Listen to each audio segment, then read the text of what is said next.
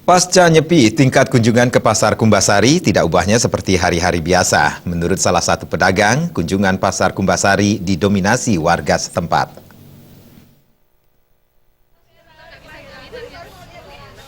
Seorang pedagang pakaian di Pasar Kumbasari, Nenga Sumiarta menuturkan, pasca nyepi tingkat kunjungan ke Pasar Kumbasari sama seperti hari-hari biasa. Sumiarta menjelaskan lebih lanjut sebagian besar pengunjung Pasar Kumbasari adalah warga setempat. Jumlah wisatawan asing yang berkunjung ke Pasar Kumbasari tidak begitu banyak, baik saat pasca nyepi maupun hari-hari biasa. Menurut Sumiarta, pengunjung Pasar Kumbasari bisa dibagi menjadi dua jenis. Pertama adalah pembeli yang menjual kembali hasil belanjanya dan telah memesan dari pedagang. Jenis kedua adalah pengunjung yang membeli pakaian untuk digunakan sendiri.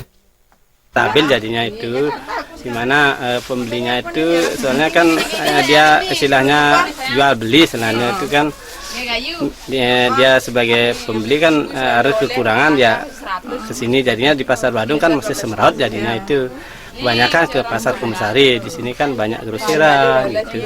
Berarti pembeli yang kesini itu dijual kembali Pak? Ada yang gitu jual beli, ada yang pakai oleh-oleh gitu. Kadang-kadang ada tamu itu berlibur waktu nyepi. Di sini liburnya sekarang dia kan udah balik. Konsumen itu sangat rendah ya.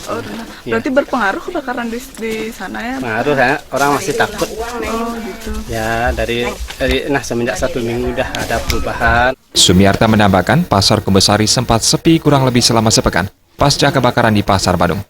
Saat ini tingkat kunjungan ke Pasar Kumbasari telah kembali normal. Desa Karyani dan Putu Ratna